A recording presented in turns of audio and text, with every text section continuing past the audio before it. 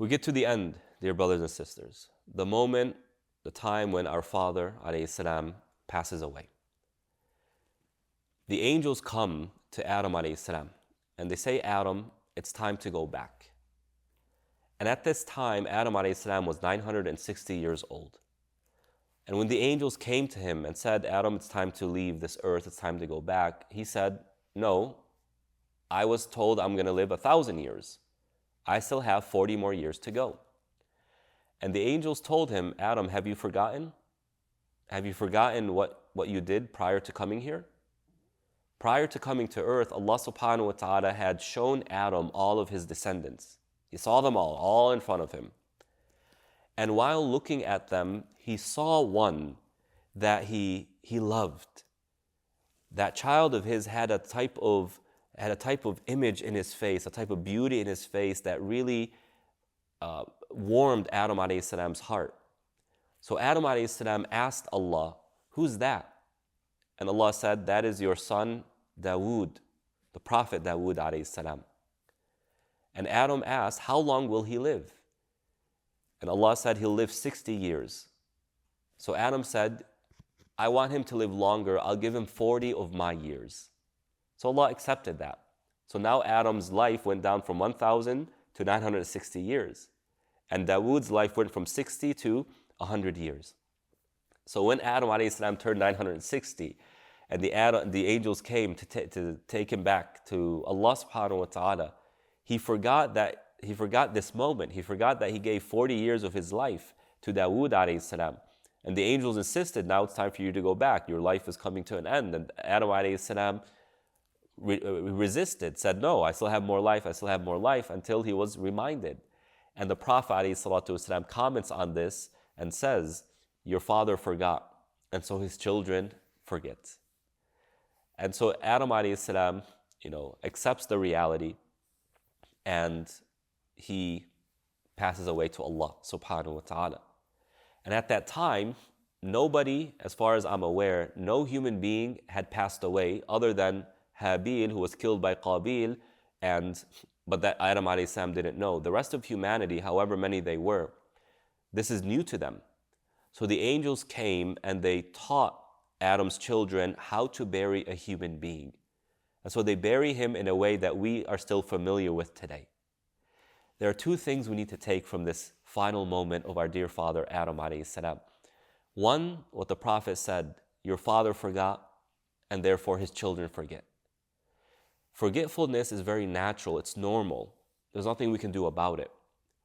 But the shaitan tries to get us to forget the things that are incredibly important to us.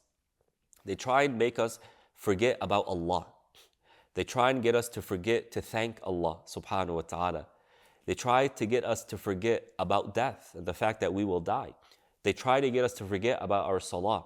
They try and get us to forget about our accountability in front of Allah subhanahu wa ta'ala. Yeah, it's part of the human experience. But a believer, somebody who recognizes a certain vulnerability in them, we forget. And forgetting the things that we actually need to be constantly remembering is a disaster for the human being. And so our religion comes with a very beautiful concept called al-adhkar, dhikrullah, the remembrance of Allah. Also the concept of muhasabatun nafs, self-evaluation. Both of these practices are meant to get us to constantly connect with the very important parts of the human experience, our relationship to Allah, and where we're going to end up in the afterlife. So for you as a believer, concluding Ramadan, remember what one of the purposes of Ramadan is. It is a month where we reacquaint ourselves with the Quran, with our Iman, with Allah, with our afterlife. It's meant to be a month that adjusts our schedule so that we better live this life to serve as an investment for the afterlife. So as we leave and conclude this blessed month, dear brothers and sisters, don't let it be something that just fizzles away and you go entirely back to your routine as it was prior to Ramadan. Try and take something with you. And if I may recommend something, the hadith of the Prophet ﷺ, "Udhkuru hadhimil ladhat." Constantly remember that which destroys pleasures, meaning death. Death. Here we see our father, he died. We will all pass away. We know this. We accept it as a reality. But so few people accept it in a way that they actually incorporate it in their decisions and their day-to-day lives. The successful believer is somebody who does do that. They see death as a blessing, not as a point of concern, a point that I don't want to go to. Of course, death is scary, no doubt. But death is something the believer constantly thinks about, and when we think about it, it infuses us with iman. It helps us make better decisions. It helps us live life better while we build our afterlife to be even better. So always remember death. Don't forget. Don't let shaitan cause you to forget, because he's always trying to distract you and make you forget. And by merit of being a human being, we forget. And the second thing is, dear brothers and sisters, Adam alayhi salam was buried. He was put under earth as a human being, as a full, intact human being. And the angels taught humanity how to do this. Meaning Allah told the angels, teach them how to bury their deceased.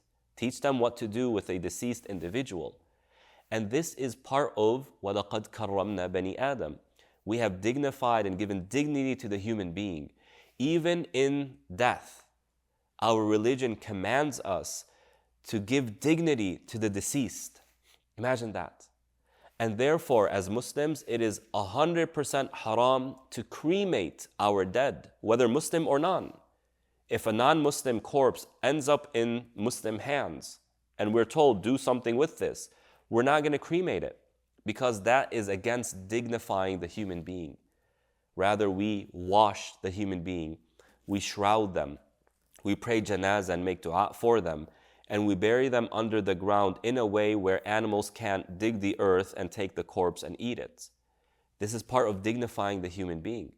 Likewise, part of dignifying the human being that we take from this moment in the life of Adam alayhi salam is that we take death seriously. It's not a joke. It's not something to be entertained by. I'm always fascinated at all of these movies that glorify gore and death.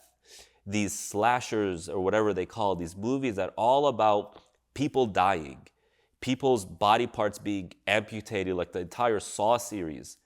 How is that entertainment? I have no idea.